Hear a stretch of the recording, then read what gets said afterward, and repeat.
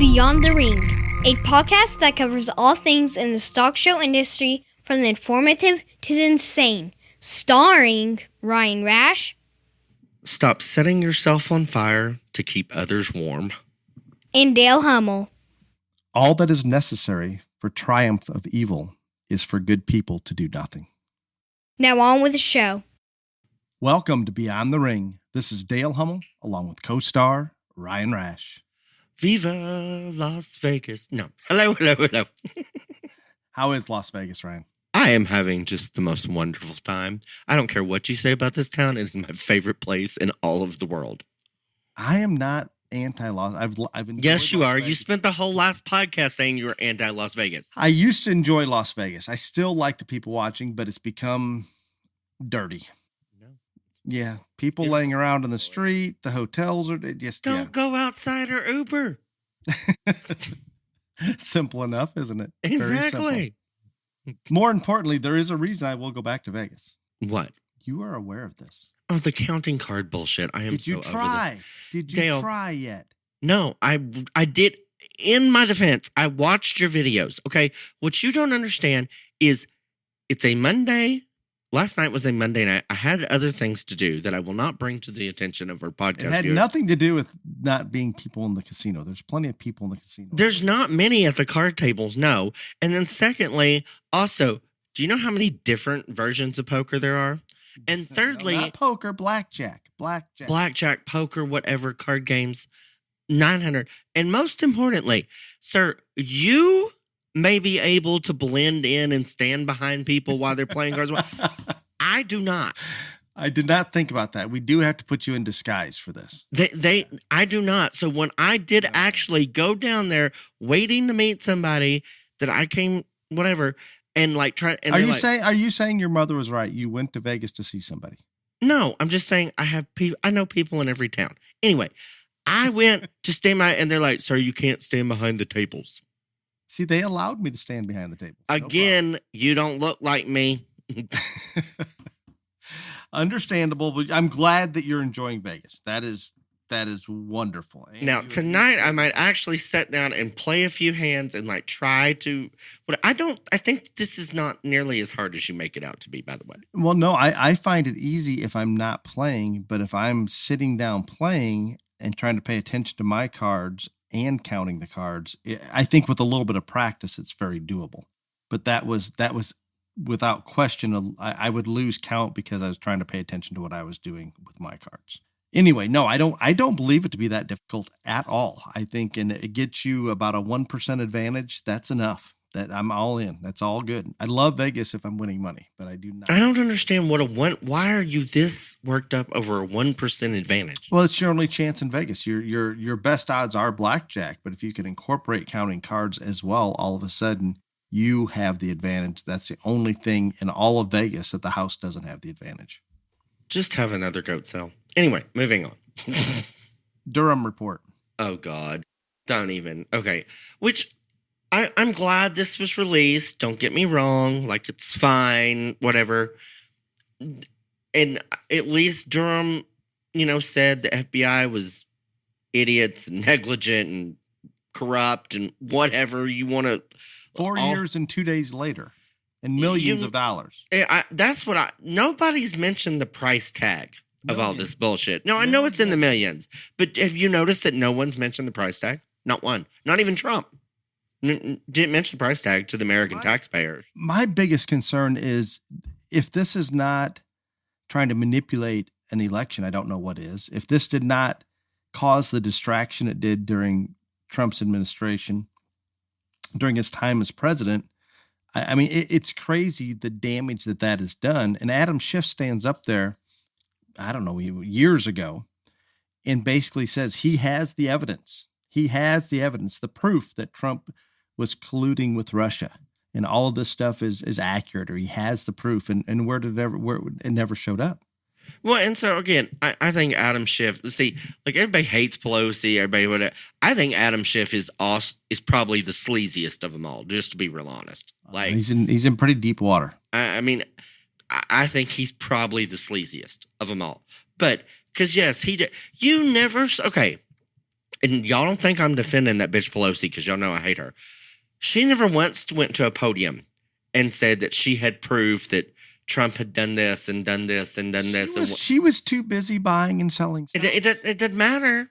She never did that because she knew there was no proof. And with that, who is going to hold Adam Schiff or Hillary for initiating this, for funding this death? Actually, Hillary didn't break any laws. She just funded it. It should be. I'm not saying it should not be illegal. No. I'm not saying it should, but I'm not defending Hillary. She didn't break any laws. And she funded a fake report. That's it. And I don't know that you can hang Adam Schiff legally either, can you? I don't know. No, I don't think you can, but like he is the main one that went up. I have proof. I have proof. I have proof. All this other shit. Whatever. That's why I say he's the sleazy, because he just out and out lied. You didn't see the rest of them do that. Election tampering is illegal. Where does that fall?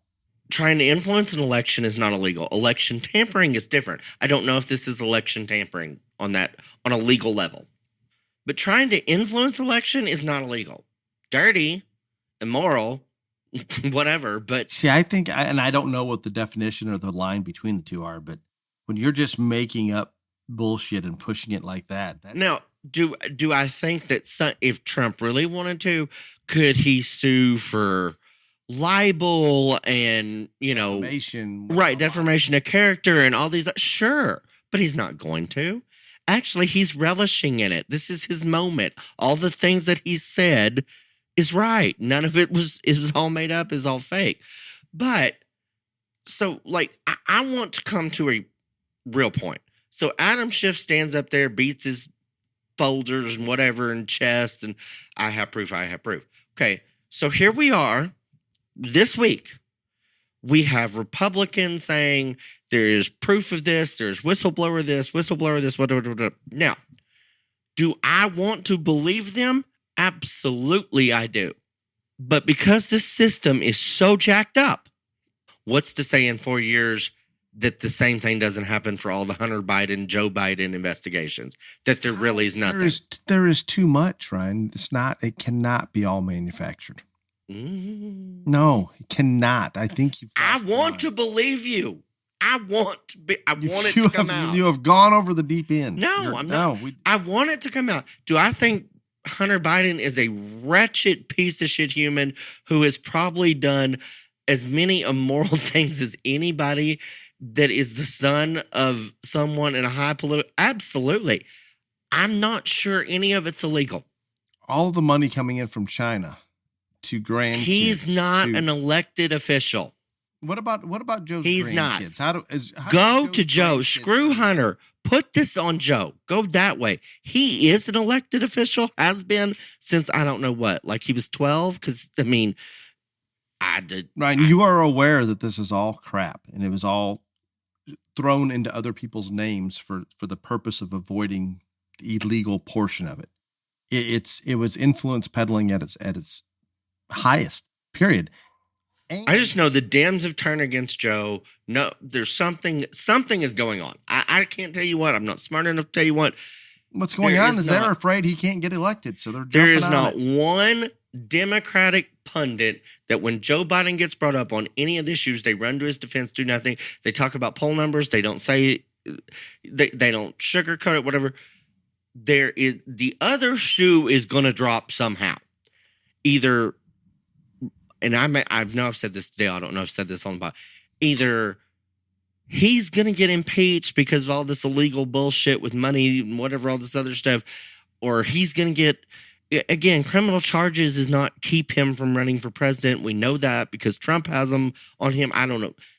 There's got to be another shoe dropping somewhere because none of these networks, none of these Democratic pundits are even remotely defending him, and they're not backing Kennedy. So what are they doing? You know who's going to come in and save the day? Your girlfriend. She is less in the press now than she's been since whatever. I was fully convinced she was making a run. I don't know anymore. I was too.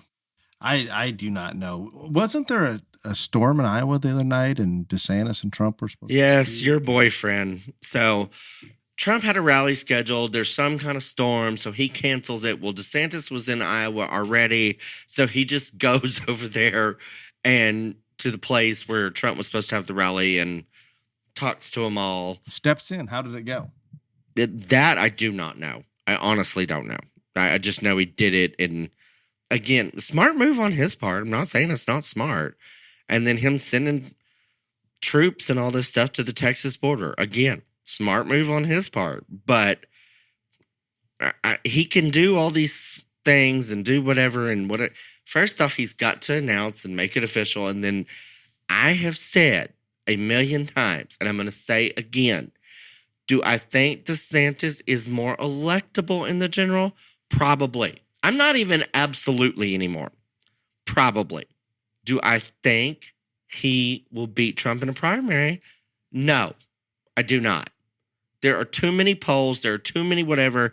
And I am telling you, the one thing that I have said about Trump that I will stand by is criminal investigation. There are no October surprises left for Trump. All the shit is out there. It's in the news. It's whatever. I don't think people have begun to dig on your boyfriend DeSantis yet. I don't know. Yeah, I cannot answer that. There is one more current topic that we better address, and I really don't want to, but we better talk about the debt ceiling. McCarthy's holding strong, saying that he needs to reduce, or Biden needs to reduce spending in the budget before they raise the debt ceiling, and it's a standoff at the moment. Do you predict how this will end? Who will get it? No, I have not. Which, again, this whole debt ceiling issue, this isn't a new issue. You do realize that, sir. No, it happens all the time. But this one's right now. This is as close to the end and people refusing to budge as we've had in a very long time. Yeah, and the first time this government shut down, they said the end of the world was coming and all this. That I don't buy any of it because again, I think it will affect the stock market. Interest rates. It's going to affect lots of things. But again, this is not a new issue. They're making this like nobody's ever talked about the debt ceiling before. I mean, yes. Well, our credit score as a country will go down, and that bumps all the interest. Are there going to be repercussions and problems? Yes. But I don't think there's any solution to it, and I don't think they're going to come to one. I'm just being real honest. Joe says he won't negotiate. He just wants the ceiling raised. Today, they did come out and say that they both parties agree they don't want to cross that line where all of a sudden we're a deadbeat country not paying our bills, but they have not come to an agreement. But they also can't get Joe on board for anything. And eventually, long story short, Joe's got to sign whatever they decide they come up with. You do realize that too, sir. I am aware. Just who's going to feel the pressure. I don't think Joe knows I don't even know if he knows what's going on around him. So maybe he'll win in this game of chicken. Does Joe know there's a ceiling, much less a debt ceiling? I don't know. Well, we're talking about, I think that, and I'm going to use rough numbers here, a budget of about $4 trillion tax dollars coming in, and Joe's spending is approximately $7 trillion this coming year. That doesn't make you can't do that. And the Republicans are simply saying, hey, let's live within our means. They use the analogy of having a child that runs a credit card limit up to its absolute limit each year. And the parent raises that limit and continues to raise that limit and continue to pay more and more interest. We can't even pay the interest on our debt at this point. It's insane. I get a little worked up. So I'm going to leave this one alone. I did see something happen in San Francisco that I don't want to say that I am happy about, but there was a little bit of law and order that took place. In where? San Francisco. You must, again. I'm going to tell everybody, I can't give everybody the details of the conversation. Dale has either started drinking or he is on drugs this week. I don't know which. Again, there's nothing lawful happening in San Francisco. Neither. A shoplifter gets in an altercation with a security guard as the security guard tries to stop them from leaving the store. The shoplifter and he roll around on the ground. He gets up. The shoplifter makes a move towards him. Doesn't appear to have a weapon in his hand, but supposedly was talking about he had a knife and he's going to stab him. And then he gets up and makes an action towards the security guard. The security guard shoots him. He dies. The prosecutor, the DA in San Francisco, does not press charges.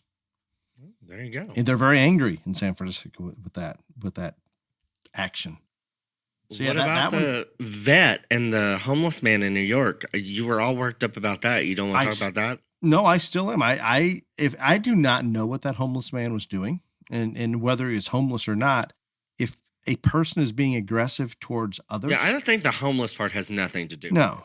Is also if a person is being aggressive towards others and somebody steps in to subdue that person. Now, was it obviously? I don't believe he intended to kill this man. That doesn't make any sense. That's going to cause him a lot of trouble. But he puts him in a chokehold and takes him to the ground, and he ends up dying.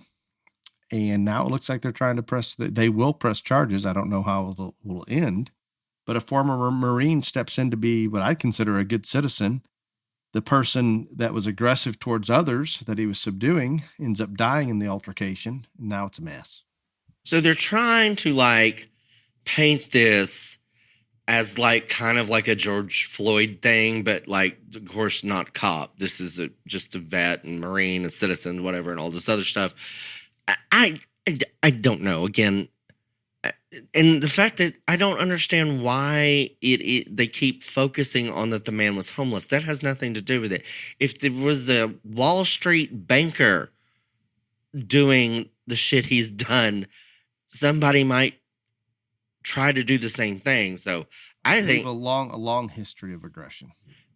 I think this is going to be way bad. When this, I think you want to talk about things that divide our country. This here will be something that I think is a very hot button point of contention for a whole lot of people. I agree completely. Your girlfriend in Chicago is finally gone. No more Beetlejuice. She is gone. Replaced with someone more crazy. Yeah, I don't. Because now something happened in Chicago. A police officer got shot on her front porch, and he's more concerned about a 13-year-old that was armed shooting at cops that died. Yeah, he was standing up for a gangbanger and comparing it or paralleling it to this loss of a police officer's life. And how does that happen? She gets gunned down on her porch. The 13-year-old is armed and in confrontations with the police. But again, you're going to be asking for Beetlejuice back in about 2 weeks. Isn't that sad? You're going to be put her portrait back up at the airport right now. I don't know when my next flight is, but I'm curious if they took them down yet, or if they just eliminate them. Why do we need a picture of the mayor everywhere? I don't see that in other airports. I'm being real honest. Maybe that's no. I don't. Maybe I just wasn't paying attention, but I don't. I have never seen another mayor in an airport picture. Whatever. But from what I can remember as a child, Mayor Daley, who was mayor for 78 years in Chicago, I don't know how, very long time. He had pictures, billboards, pictures, and everything was Mayor Daley. Everything, and I think that face recognition or that recognition in general somehow just continued to get him elected. Very crazy. Very, very crazy. And we're not, and again, I know we're approaching the 20-minute mark on current events, but I do have to share with everyone the current events of Las Vegas. So, it's dirty. There's a lot of homeless. No. And if you walk outside, it will smell like weed every step of the way. No. Anyway, so this whole Bud Light situation, I found this very entertaining. So anyway, sit down at the bar, whatever, and... You went to a bar. It's shocking, I know. It's just amazing, right? I went to a bar. And so Samuel, the bartender, I said, hey... Because Dale doesn't think that I like to find out things when I go places, but I do. I just don't like talking to general people. I like talking to hot bartenders like Samuel. But anyway, I asked him, I said, so has this Bud Light nonsense affected anything here, all this other stuff? He tells me that you can't give it away. Nobody will buy Bud Light. I mean, and this is still in the mainstream media news, all this other stuff, because now Miller Lite did some woke campaign too. I don't know. But anyway... After Bud Light did? Yeah, yesterday, something. I think it was Miller Lite. I may be wrong, but yeah, it was on the news this morning. Anyway, he says you can't give it away. He said that he thinks that the most interesting thing is, of course, for those of you that have never even been to Vegas do know that there's a lot of drunk people running around here. And so he says that there's been like at least a dozen altercations that he has seen of like somebody walking by or sitting at the bar and somebody orders a Bud Light and like they just go into town on, that they're ordering Bud Light. He says it's the first time I've ever seen anything like that whatsoever at all. Isn't that telling of where we're at with the woke society and how the minority of those that are pushing it scream so much louder than the rest of us? Oh yeah, like it's clearly a thing because I mean their sales have plummeted. I mean, this was way over a month ago when this happened, and it's still in the news every day. So like this isn't something that's going away, but literally it's just they scream what you just said. They just scream a lot louder, and so that makes them more relevant, I guess. You told me one thing before we started recording. We jumped on here with Clifton, and I thought I saw it today. And you know, I have that selective memory, selective hearing, whatever you want to call it. Especially with me. About the IRS dropping everything. Hunter Biden. Yeah. I can't even believe this. Are you seeing something new, or are you just like? No, I'm saying that you said it came out today, and I thought I saw it. I just didn't want to believe it and ignored it.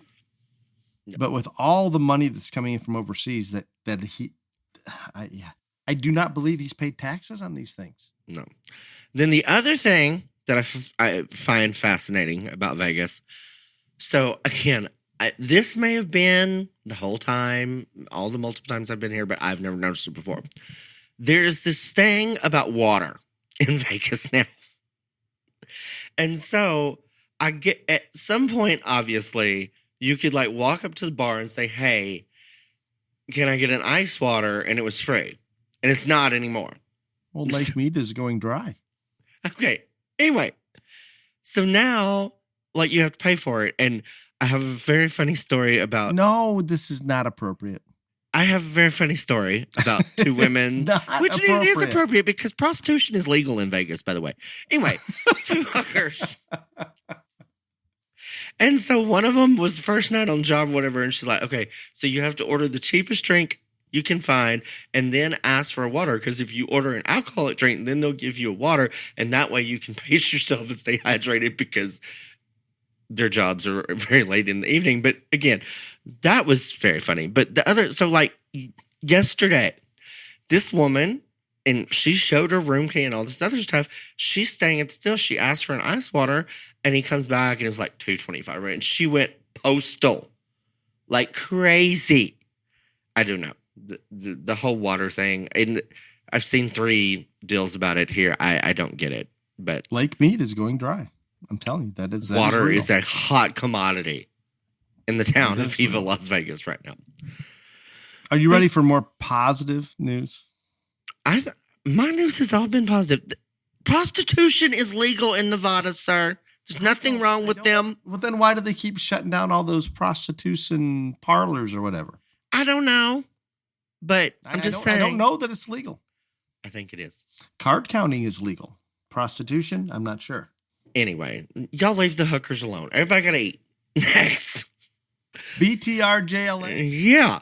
So I'm going to do the top 10 junior hog this week. Oh, dear Lord. Okay. This is going to be bad. I've got the first. Just read the state. Skip the name.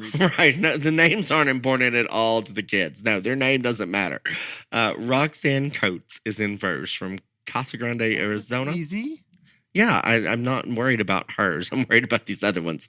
And second is Armando Robles from Porterville, California. Zane Coates, which I'm assuming is a sibling of Roxanne from Casa Grande, Arizona, is third. Easton Zerbach is fourth. Okay. I don't know if it's Cash or Cache Crawford from some T-town in Arizona that I cannot pronounce is fifth. Tally West of Taft, Texas is sixth. Weston Knowles of Yukon, Yucca, Arizona is 7th. Santos Olivares, Casa Grande, Arizona is like a hot spot for junior hogs because they got 3 in the top 10. Is 8th. Karis Downs of Conroe, Texas is 9th. And Avery Layton of Bend, Oregon is 10th. Congratulations. Casa Grande, Arizona, junior hog mecca of the world. I would personally like to thank Ellis Beefmasters for being a national award sponsor again for 2023. Laddie, Sherry, and Callie Ellis are my family, and they have owned and operated a ranch in LaWard, Texas that has an unprecedented number of champions to its credit.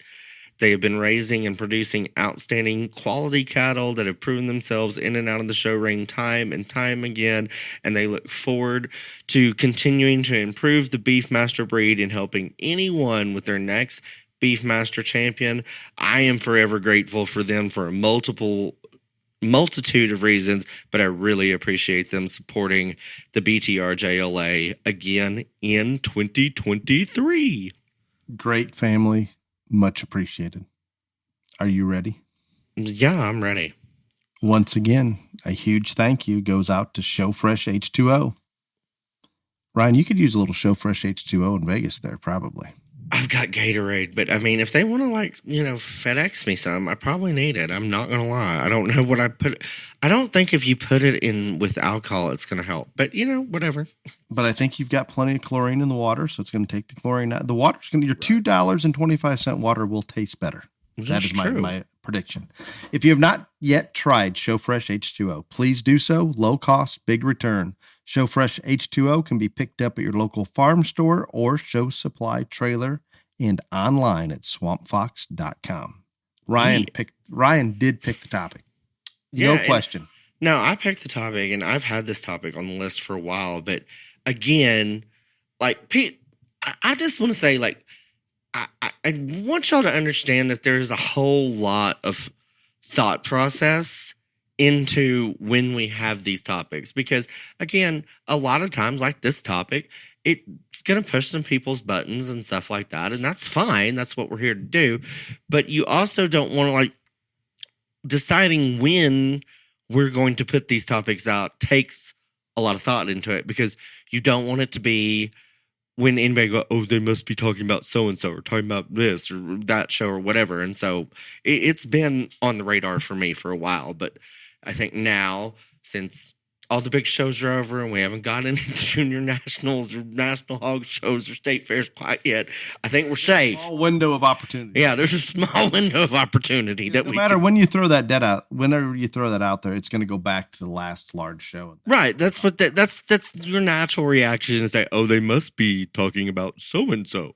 And so, no, this to me, this is just general information coming at you. No, I agree. It is general information, but I also don't want people to think that it is aimed at anybody in particular, because it is not. But it is a topic that is worthy of discussion, and I think not only informative, but should be helpful. People should listen.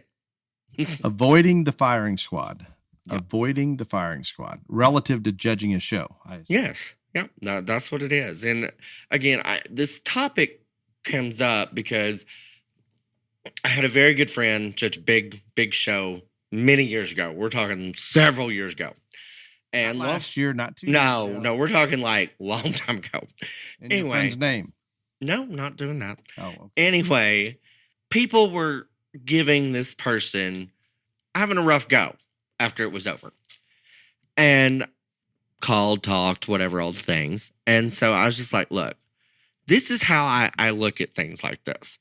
When you're going into judging a show, and I've shared with y'all on this podcast before that there have been shows that I have judged recently that even the winner's not happy because either I didn't use the one they wanted to win, or I didn't say cool enough shit about their KF on the mic or whatever. You know what I'm saying? So even the winner isn't overwhelmingly happy. And so you used to say, hey, you're going to make one person happy, maybe two, the Grand and Reserve. But now I don't even know if that is right. And so I look at this, that when you're going into a show, you're standing in front of a firing squad.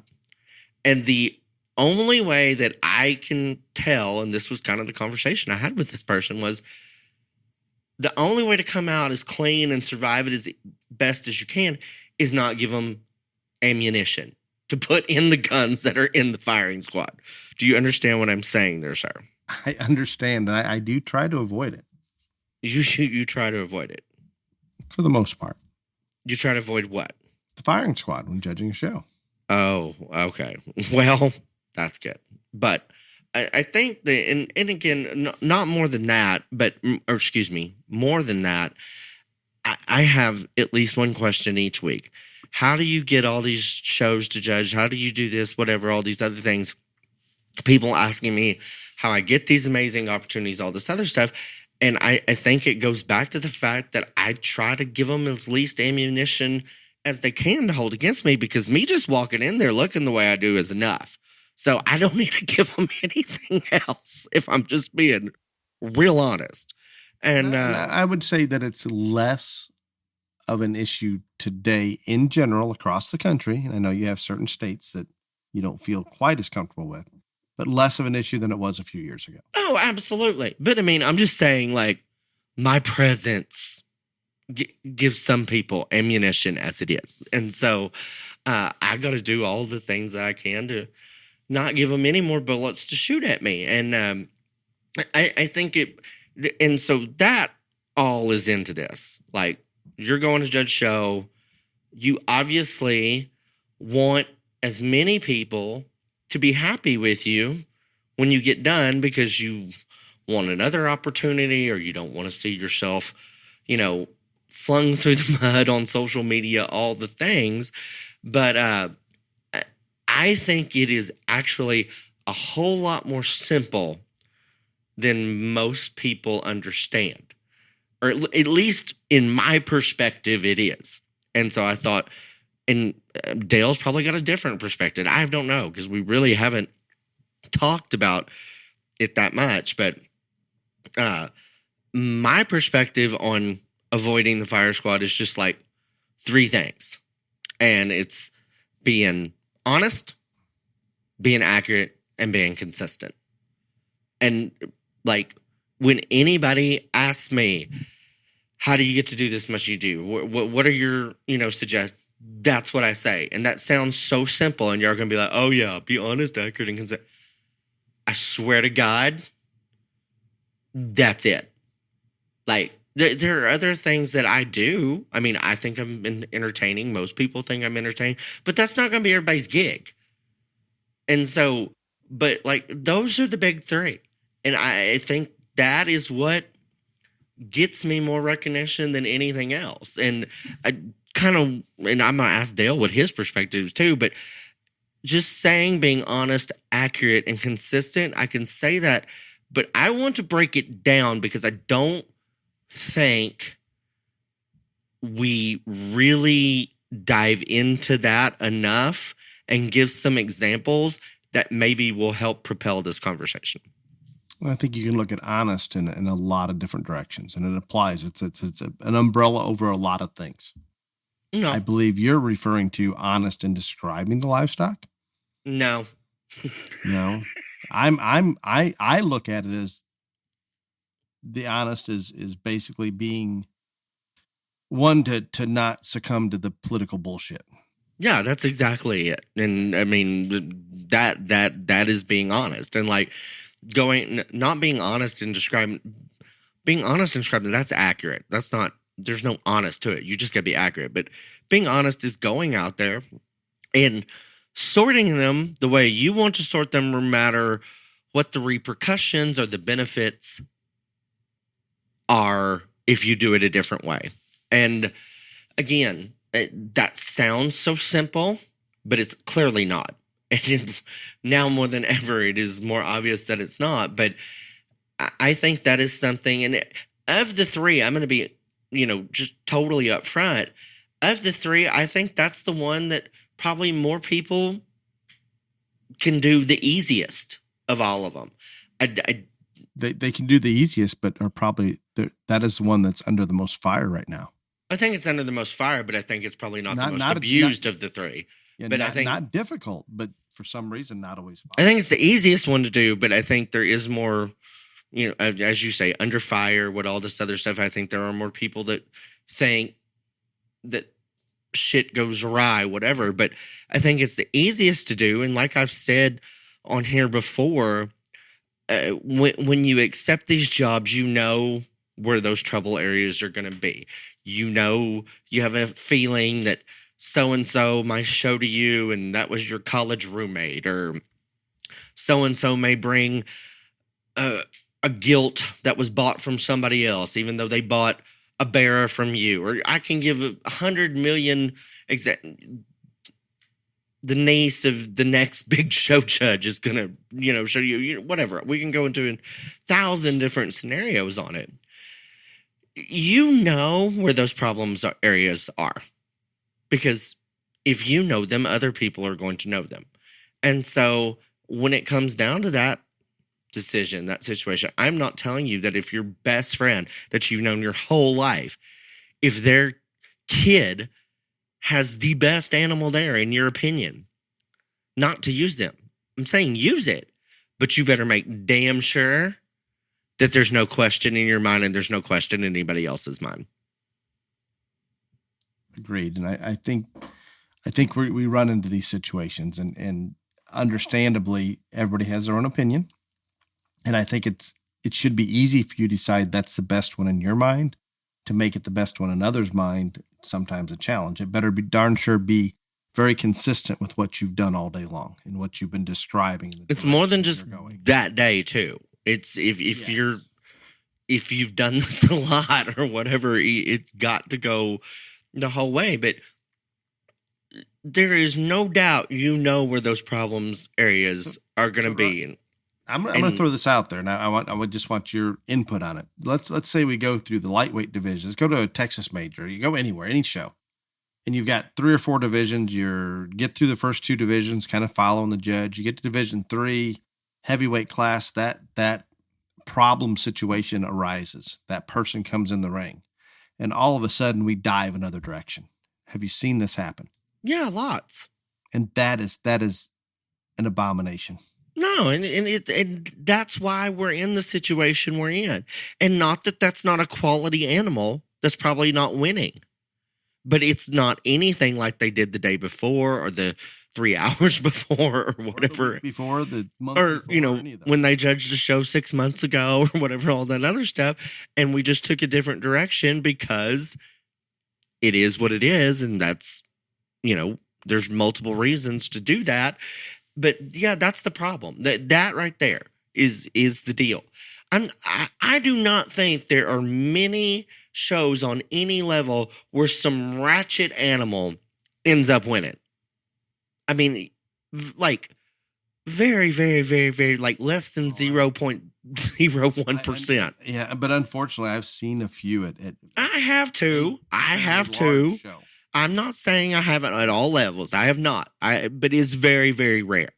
But a lot more times we have seen just what you're describing. That an animal of quality wins, where there are other animals that may be superior in a lot of people's minds, sure. But was that one anything like any of the other ones that won at that show, or the show that the sorter judged 2 weeks ago or 2 months ago or 2 years ago? That's the problem. Agreed. And so again, I think being honest is the easiest thing to do. Maybe the most difficult for some people. I don't think it requires IQ, but I think the pressures make it difficult. Yeah. But I'm going to say again, it doesn't matter what level you are. There's going to be pressure on anybody that takes a job. Whether it's the 20-head county fair or the 2,000-head hog show. It doesn't matter. There's going to be pressure. It's just that heated right now and that difficult to win and all these other things. There's going to be pressure. So if you're not up to it, just say no. Kind of like I said last week, there is no law that makes you post on Facebook after each show. There is no law that requires you to say yes.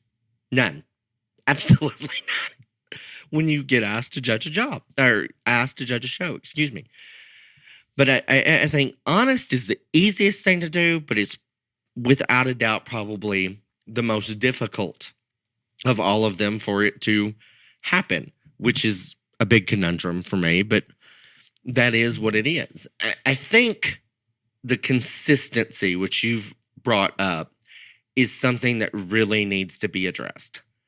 And especially for you guys and gals that are just starting all this other stuff, and you come to me and like, what do I do? How do I do this? This is what I want to do. Yada, yada, all that.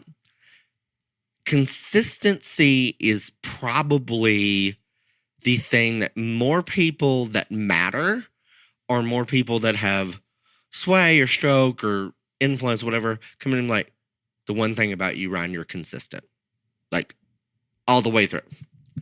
And I think that's something that I'm very proud of, but I think it's something that needs to be addressed. And again, every show, every class, every breed, every division, there's going to be differences and there's going to be challenges. But if you really want to do this and you do this more than a handful of times, there's going to be shows where you can use the type and kind you like more often than not. If you're at a 15-head county fair, that's probably not the situation for you. But again, you get to a jackpot show that's got a couple hundred head or something like that, then you're going to be able to use the type and kind that you actually love. And I think we all forget this, not just people that sort, not people that hire, but also people that are on the sidelines. It is just an opinion. Does not make that person's opinion right or wrong on that given day. It makes it official. We all need to remember that, but you got to be consistent in that opinion if you truly, truly, truly want to excel at this and want to continue to build your judging resume. And again, I don't understand why consistency is difficult, but I think it is probably of the three the most the one that's the least prevalent. See, I don't know that I don't think it's difficult if it presents itself, but that's me in my mind when I'm out there sorting where I'm going with it. And it's very simple. There's a certain type that I am in search of, and those come in and they hit. Okay, but see, that's everybody too. That should be everybody. It should be. Just like you said, you have a type. I have a type. Scott Greiner has a type. I can go through all this other stuff. Everybody has a type. Even if you never even judged a show, Dale, you have a type that you like more than others. That is in that person. So why is it not? That's what I'm getting at. I don't understand the difficulty of it. I understand that you're not always going to have it in your class. I mean, there's going to be class. It just doesn't work. But at a bigger show where there are those options, I don't understand either. I do think there's a misconception or not a misconception. It's hard for some people to understand. And you being from Texas, you've grown up with it and it just is what it is. But there is a difference between the North and, let's say, Texas for the most part. And it's come much closer together. It was much wider at one point.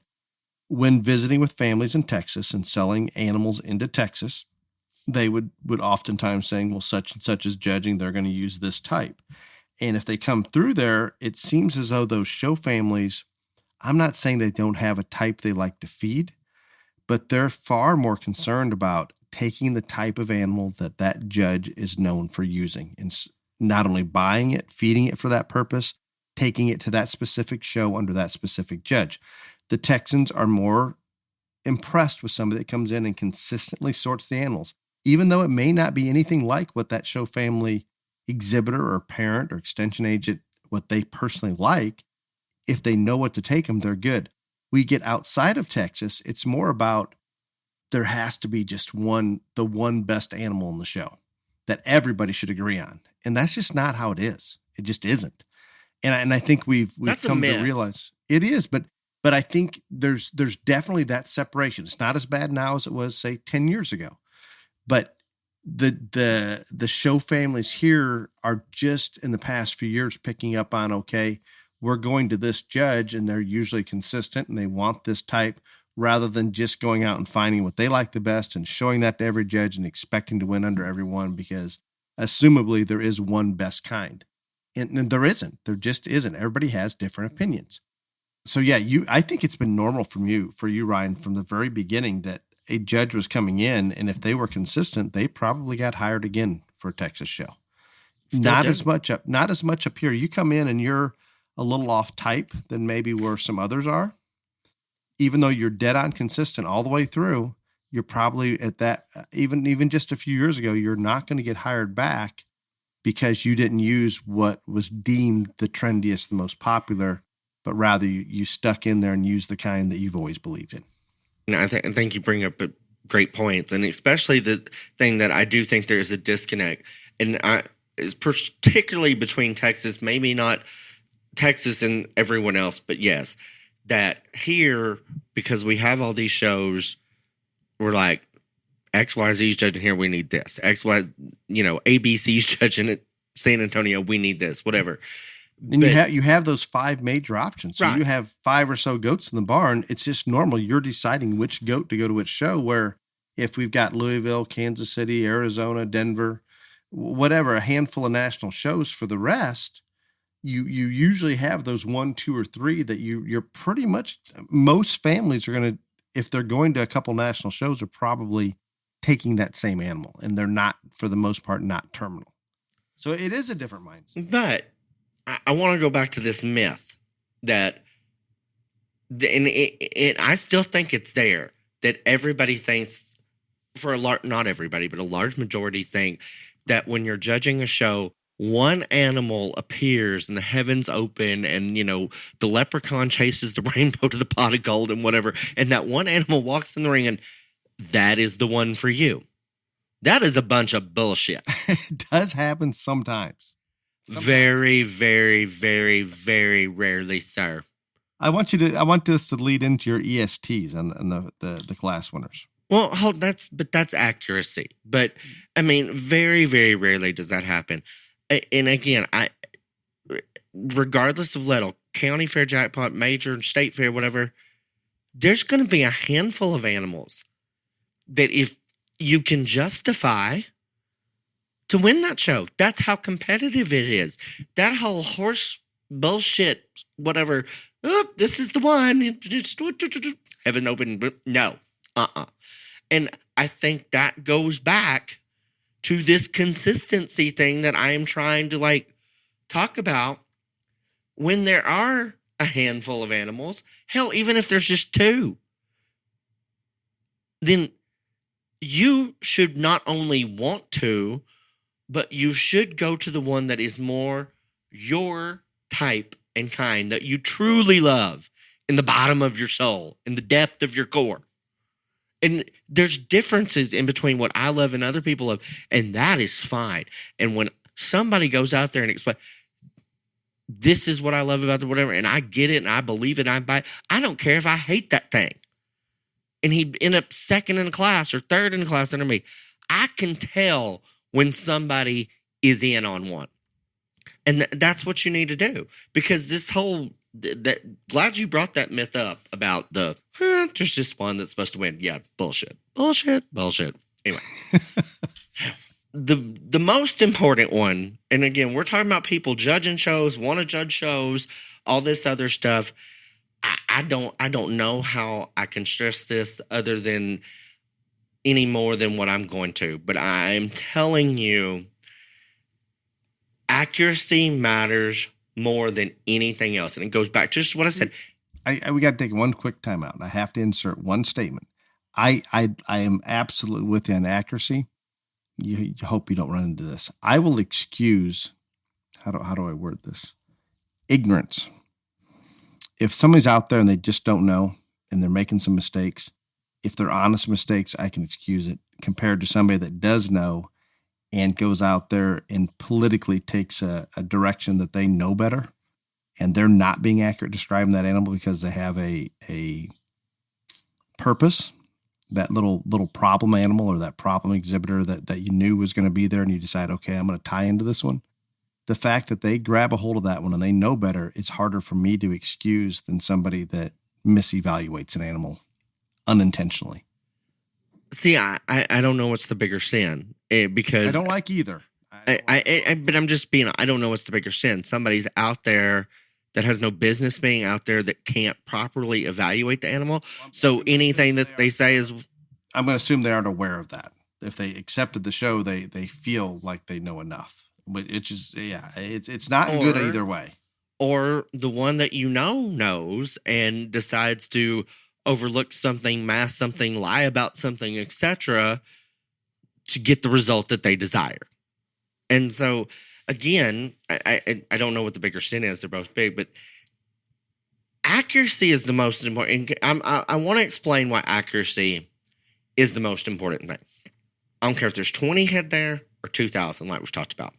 There are going to be very few people that go to a show and sit there and listen to every word that comes out of the person's mouth like I do.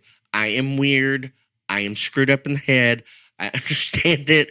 I get it. Nobody does what I do. We can all agree with that. I do listen to all the words that come out of the mouth, and I'm whatever. Nobody does that.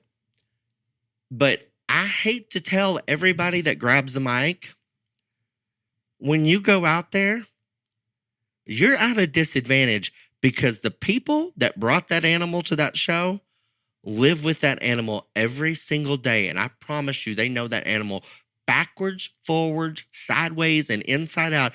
And they know what's wrong with their animal. And they know what's right with their animal way more than you do. Would you not agree with that, Dale? I would agree with that. They even see the animal on the wash rack if it has hair. They know all of it. You're getting a 5-minute snapshot. And so don't try to bullshit or buffalo or blow smoke up their ass about what's right or wrong with their, because they know. And maybe they're not going to listen to all 2,000 animals that you evaluate or 200. They are going to listen to theirs.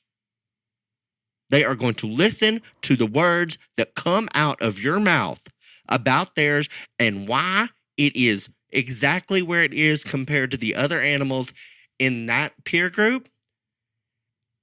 And I promise you, it is painful to me to say this. More times than not, it is a bunch of just malarkey. Okay, so I want to emphasize that, Ryan, and the importance of accuracy. We've talked about everybody can have a different type and kind. We stress being consistent. Now we're on being accurate in your descriptions. We can go any direction. We can go big and narrow and long and tall. We can go little, short, stocky, thick, lots of different directions if that's your kind. But what is ultimately important, that all of those things are very subjective. It shouldn't be subjective. It should be much more black and white that this one is A, B, and C when we're describing it. However, the alignment is absolutely subjective. The describing of the animal should not be. Is not. And it is way more screwed up than the alignment most times. Agreed, 100%. If you actually listen, it is way more screwed up than the alignment.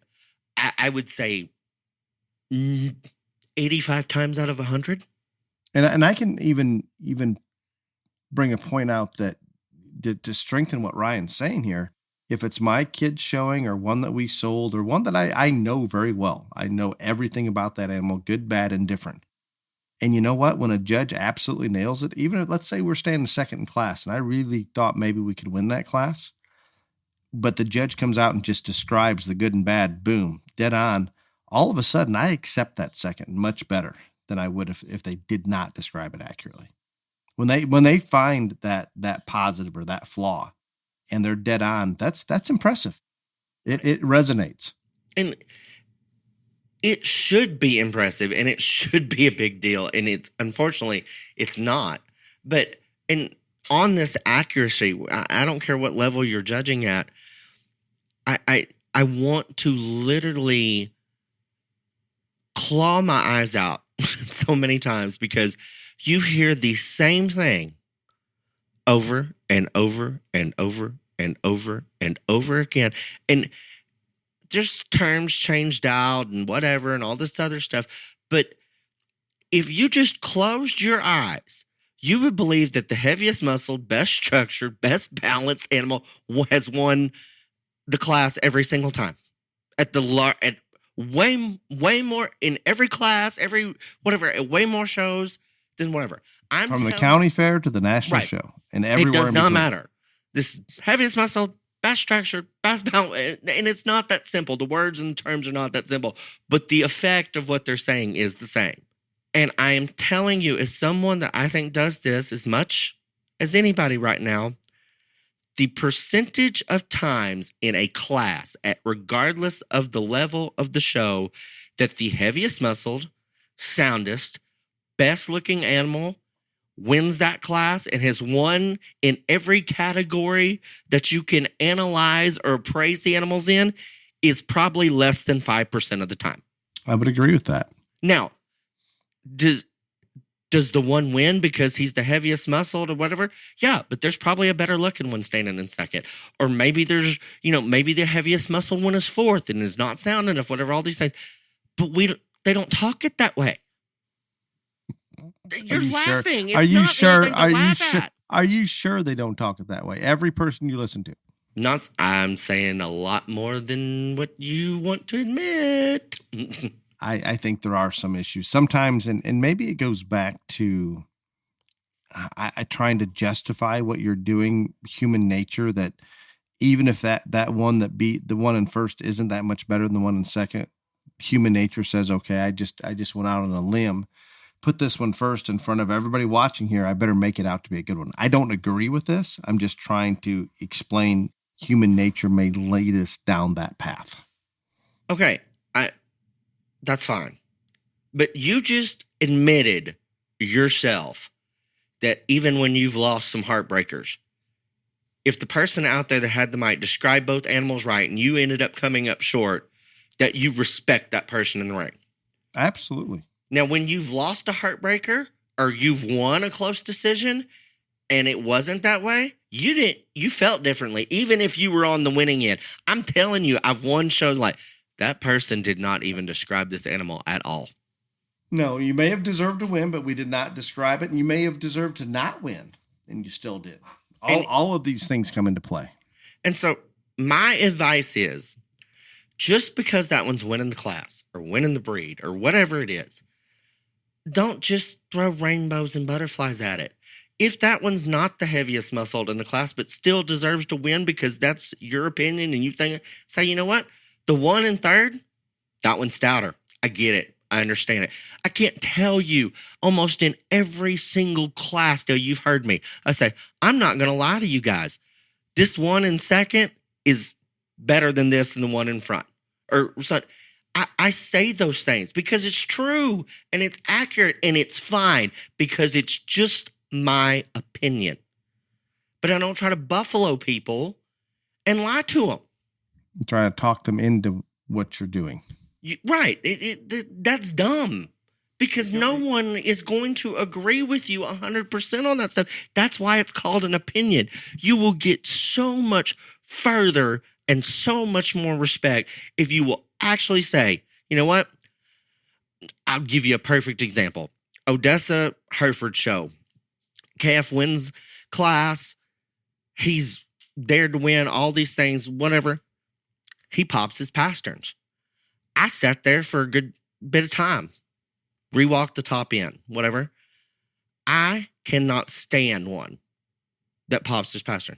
That KF won on every other single trait in that class. So I couldn't find one to beat him just because he popped his pasterns. But I said, this is very hard for me to stomach using this one to win, even though I know he deserves to be there because of this issue. That is being accurate and truthful. That is. I think maybe I can put a bigger picture on this, and I'm going to go back to the my coaching of livestock judging teams. And I think there's something to be said when we put 4 animals out there, we expect those kids to place those 4 and they'll go in and give a set of reasons on those. Unfortunately, long ago, and maybe still today, but we're going to say long ago to not throw anybody specific under the bus. Those kids, for some reason, and Ryan, you've listened to enough sets, and you'll still see this happening today to a certain degree. It still happens. So once they commit to a placing, they will come in and for some unknown, unjustified, unintelligent reason, try to convince that official that their placing is correct, rather than going in and describing the differences. I'm a huge proponent of the kids that I coach. So guys, you may not land in the same placing of that official. Even if you do, it doesn't matter. If you can go in there and tell them the good and the bad about each one of those, irregardless of where your priorities were in that placing, you're going to come out much better. But if you go in there and you've got even a pair switch, you're trying to convince them and you're throwing some ESTs maybe where they don't belong. You're throwing a little bit of this and that in there, trying to convince them that you're right. Why in the world do you think that official is going to believe, oh, I saw that wrong and you are correct? I don't get it. We don't need to talk the crowd into our placing. We need to describe them accurately. That's exactly my point right there. And you're right about what happens in judging contests and all that other stuff. But there are going to be very few people, like I said at the start of this, even the winner that's going to agree with you on everything. Nobody.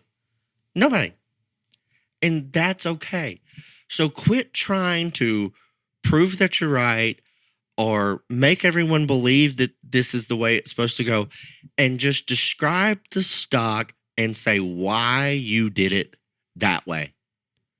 But you've got to be accurate, because I'm telling you, and especially when you get to those bigger level shows, and like I'm going to use the open shows as an example, because those animals have consistently sometimes shown against each other for like 2 years. I mean, heifer's career, bull career is longer than that sometimes, whatever. So not only do they know their animal inside and out, they've shown against those other ones enough that they know the flaws and whatever's and the ones that are in their class, because they've shown under them a dozen times or so. And that's why I'm telling you, accuracy is the most important thing, because it's just an opinion. But what is out there in those animals is not an opinion. It is what they are, how they're built, how they're made, all those things. That is not an opinion. You wanting to put one first or fifth, completely your call.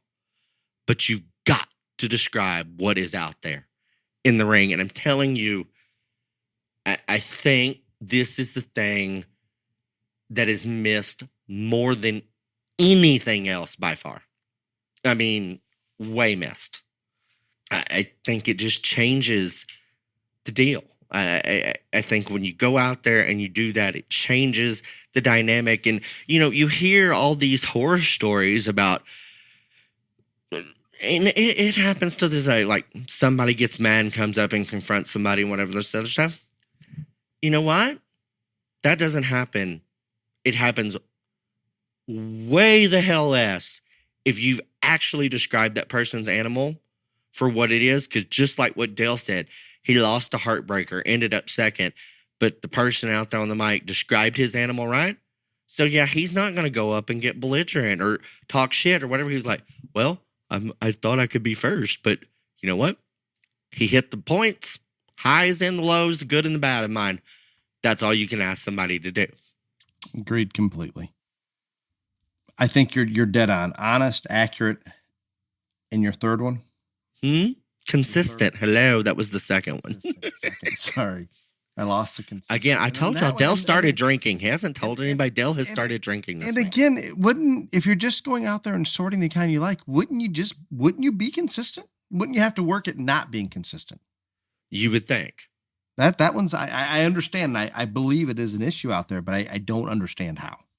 I really don't. I have a couple things. And again, I can hold to those exact topics that Ryan talked about. I'm not asking. Those are my three. And like I said, I'm asking you what yours are, but those are my three. And I'm going to follow on that covers 90% of it or better. And there's some of these that I'm going to bring up just briefly here that I think fit into that.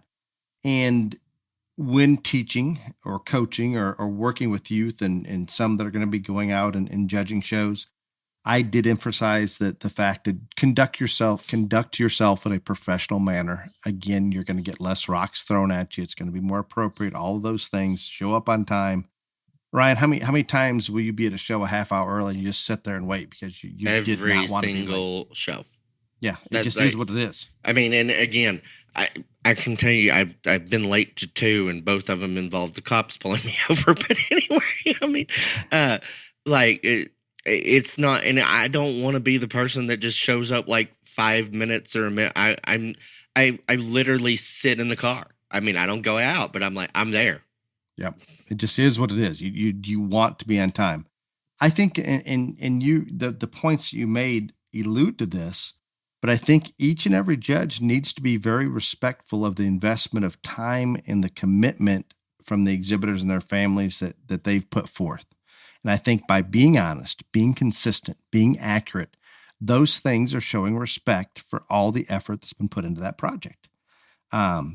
Need to be respectful of that. Those of us in the trenches that have kids or went through the program, it is an unbelievable amount of time to get in that ring for a short period of time and expect to be evaluated correctly.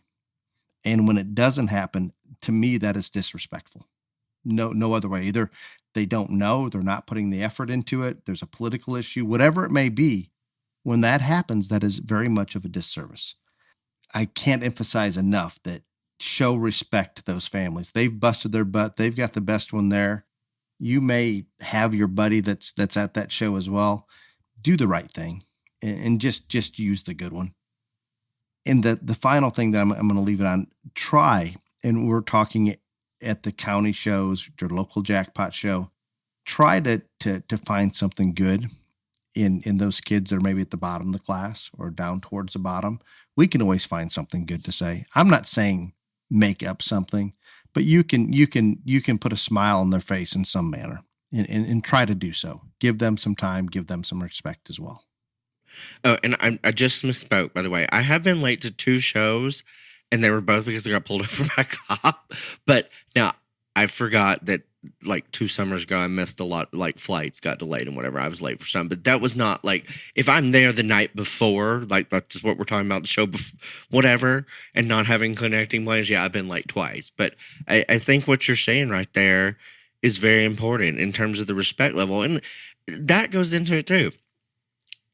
The fact that you're there, you're waiting, even if you're sitting in the car, at least people know you showed up on time, you cared about it, you made an effort to be there early, all those other things. I try to walk in normally 15 minutes before it starts because every single show is different. And I've got, how many do y'all want to place in showmanship?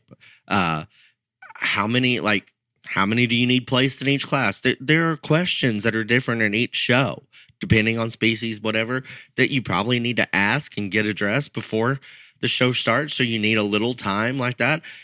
Maybe they're going to let you, say, how do you want the ring set up, all this other stuff. But yeah, I think those little things that Dale's talking about that just show that you do respect the fact that you've been asked to judge this show, you're taking it seriously, that you're excited about being there, want to be there, all of those things, that goes a long way. And I think the one thing that, and I don't know how this happens, but like maybe it's a lapse.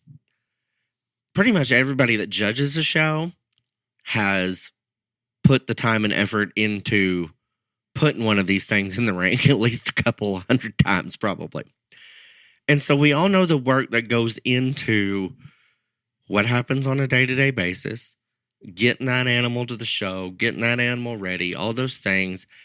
And we know all the time, effort, energy, and money that is put into that. But yet sometimes when we're the person out there, that all is a lapse. But when you're standing on the outside, waiting for your animal to go in, you're like, Jesus Christ, this has taken a small village to get here, and XYZ's just out here going through the motions. And so I think that's a big part too. And that's disrespectful. Yeah. So I think those points that you bring up are important as well. Well, Ryan, that was a good one. I'm excited that you brought that topic up and we finally found the window to put it in. But well, and again, I mean, basis of this is because I do get this a lot. I get asked all these things, and I'm going to go back to what I said from the very beginning. You're not going to please everybody, and they are literally sitting there wanting to find, everybody wants a reason to complain, whatever, all this other stuff. You've got to give them as little ammunition as humanly possible to use against you. If you want a prosperous judging career, where even if you're just starting out in county fair, whatever, you want to move up, these are the things that you need to think about. But in the end of it, I really do believe that the less ammunition you can give them to use against you, that's the ultimate goal. Absolutely. Excellent guidance, advice, all the above. Question and answer. I handpicked these, Ryan. Oh, great. No, or I took the last 3 that were submitted. I'm not sure which it was. But Hannah comes to us. I'm a young show mom that has been away from the stock show arena for several years. My oldest son will be starting his show career this summer. I've gone to a couple larger jackpot shows to try to make sure I have not forgotten everything. The question I have is, it appears as though they're leaving as much coarse old hair on the pigs as possible.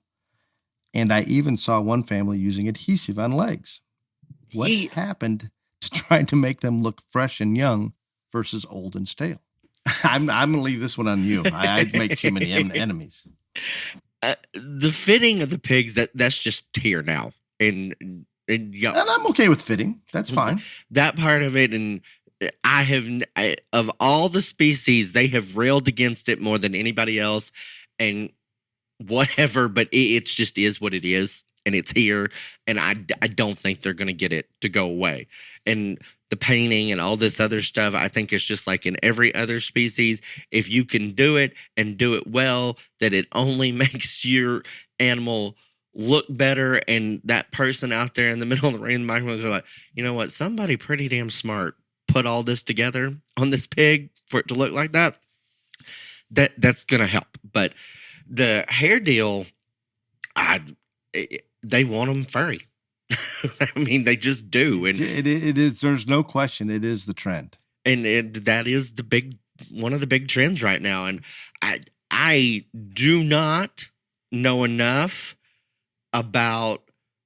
If this was a calf, I could tell you exactly how to get the coarse dead hair off, fresh and whatever, all this stuff. I'm gonna be honest. I do not know enough about it in the pig world to give you any advice there. But the reason that you're seeing that is just like you see it in a calf show. When there's one that's out there that's still got, 4 inches of hair, even though it's all dead, because you got to have hair.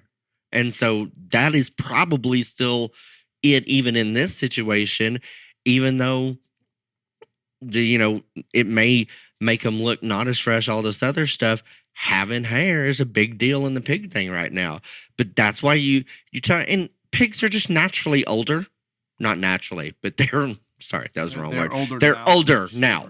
Right. They're older now. They just are, because we got to have more bone and more all this. And so a lot of that comes with maturity.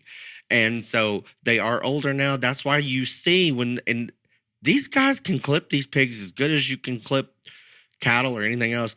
That's why you'll see they're so tight up there on their front ends and stuff like that. And then they come back and blend it in. But Harry, I mean, that's just the trend. It is. And I think the hogs are older. Ryan talked about certain traits that require maturity. Very, very popular right now. I think fitting the hogs and blocking rather than taking a guard and making it all the same length like they used to do. I think it's brilliant. Freehand it, take it clean under the jowl, leave some over the loinette, whatever you need to do to enhance that look. I'm in all of that. But I would like to see a little more, I guess, time and I'm sure there's people that put all kinds of time into it. I'd rather not only, if you're going to leave that long hair on it, make them well groomed. How's that? I know that seems too simple, but all good. So Hannah, I hope that helps. So it has, and it's going to continue to change. If you were to sit out again for 10 years and come back, and guess what? They'll probably slick shear them. I don't know. Stop. Sam. Don't wish that on any other species. Sam. I do not get to many shows outside of my home state, but I do check out many champions from across the country on social media. It seems like there is more type variation across species between judges than I've ever witnessed in the past. Please explain if I'm missing something or are judges going many different directions. That kind of fits into today a little bit. This fits very well. He didn't specify which species. I do think there is a lot of whatever because... saying across species. Yeah, okay, across species. I think that this goes down to the fact that the basics of the animals in terms of muscle, structure, look, show ring presence, we have escalated them in even the bottom end of the animals. That has all gotten better over the years. And so just like what we were talking about earlier, I have a type, Dale has a type, everybody has a type. And just like I said, this myth that only one animal is there to win the show or the supreme and whatever is just a myth. And that's why you see differences, because whoever judged the show you looked at it on social media yesterday likes a different type and kind than the person that judged in a different state halfway across the country that judged the show on Sunday. Agreed completely. Excellent answer. And hopefully that helps, Sam. And yeah, there are. And I hope it goes more towards what Ryan talked about. I don't think they all need to look the same, but I think the judges need to stay consistent with what they believe in. And if that person that's researched taking an animal to that judge knows the kind they're going to take, they can make that decision. Well, do we have one like that to show to them, or are we just going to stay home or go somewhere else? It becomes simple. They've been doing this in Texas for decades. Yeah. Jim, this is the easiest question yet, but I don't have an answer. When is the next Beyond the Circus? Real quick. Super quick. We can't tell you, but it's going to be... Don't go any further. Well, I'm telling you, it's going to be quicker than you can even imagine. We hope. It's not, yeah, we hope. Soon. And there's a lot of things going on in the world and a lot of posturing for the presidency. And Ryan and I talk about this daily off the air, but there's plenty we could talk about right now. No question. Well, Ryan, that concludes our episode and question and answer. I appreciate your time today.